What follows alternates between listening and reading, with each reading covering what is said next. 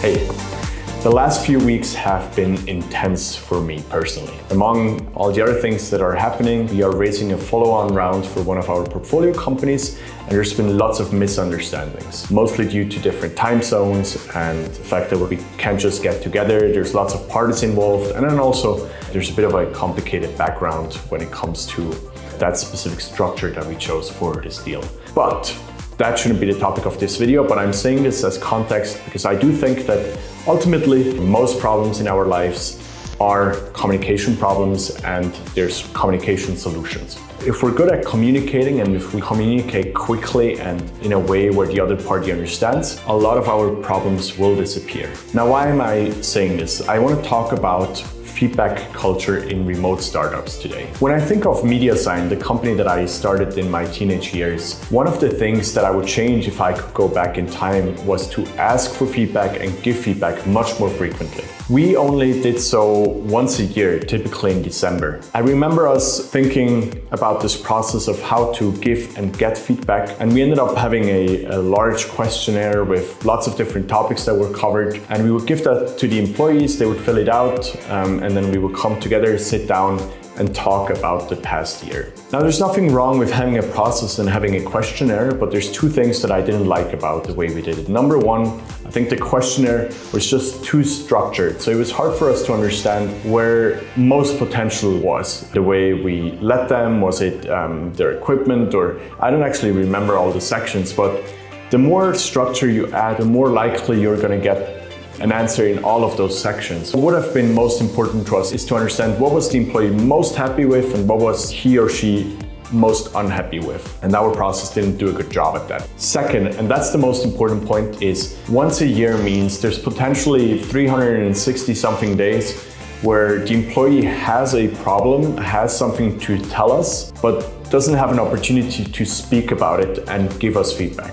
Now, of course, there were informal opportunities for us to get and give feedback, but we didn't do it in a structured way more than once a year. And so this leads me to the process that I'm using now at Tomahawk, but also most other companies where I'm involved, which is a feedback process that we repeat every 6 weeks. So the longest that an employee can go unhappy theoretically is just 6 weeks, which is about 45 days, which is not that long, especially if you compare it to a full year. Giving and receiving feedback also takes a lot of energy and time, thinking about what's happened and also how you see the future. It's not a simple process by default, so how do we make sure we don't break efficiency by doing that every 6 weeks? Well, we've adopted a very simple process. First, everyone gives everyone feedback. We're all on the same level, we all give each other feedback, and we all thank each other for receiving feedback. The way it works is, for me personally, if I was to receive feedback from someone, I first sit down and I fill out a very simple form. I rate the work that I have done in the past 6 weeks. I list my highlights, my achievements, what am I proud of. I list my lowlights, what did I not like about how things went. And then I visualize how I'm gonna improve and how I'm gonna change, and I set goals for the next 6 weeks. And that's all I do. There's no thinking in what did I do for product or what did I do in terms of social skills. It's all global. That helps us quickly focus in on the areas that need the most attention. And then as someone who's giving feedback, I only answer 3 questions. Start, stop, continue. Start is, what would I like you to start doing? As an example, I could say, I would like you to start taking more notes, because I've noticed that you are often forgetting what we've discussed in our meetings. Stop. Stop are things that I would like you to stop doing. For example, I would like you to stop being late, because I've noticed that you've come in 5 minutes late in the last few meetings, and that's not acceptable because it means everyone else has to wait at least 5 minutes for you to arrive. And then continue. Third is, what would I like you to keep doing and do even more than you're already doing? And an example here could be, please continue to be the positive spirit that you are. Whenever you enter the room, I feel how the vibe gets better and everyone's spirit is lifted. There's no rule on how many items I would list for start, stop, and continue. Sometimes I only have 1 per category and sometimes I have 10, but it's a quick and easy way to think about changes that we want to incorporate together. What we do then is, after we've both prepared this, is we book some time for the two of us. Sometimes it's 30 minutes, sometimes it's an hour.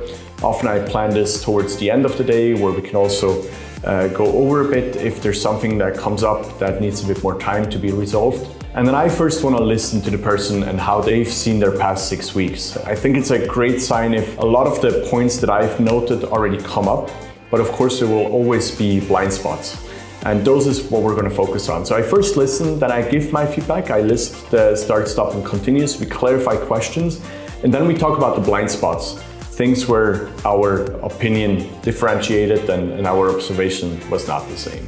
Overall, this process has really helped me stay more in sync with everyone that I work with. I use it both with portfolio founders as well as people inside my company or employees in previous companies. I think it's a very enjoyable process. Not only is it quick to implement, but it also allows us to give each other feedback quickly before a small thing has a chance to grow into something bigger just because we didn't have time and the opportunity to address it. Those are my thoughts on feedback in a remote setup. I think because communication is so important in a remote team, it's even more important to do frequent check-ins with each other. There's so much that you can miss by not seeing each other and physically being close all the time. Moods go unnoticed, and it's sometimes hard to understand how someone else is feeling or how someone reacts to something you communicate. So my advice is to communicate often, to give feedback early. This is my process. More than happy to hear what you think about it. If you see any ways for improvements, or if any of you start to adopt it,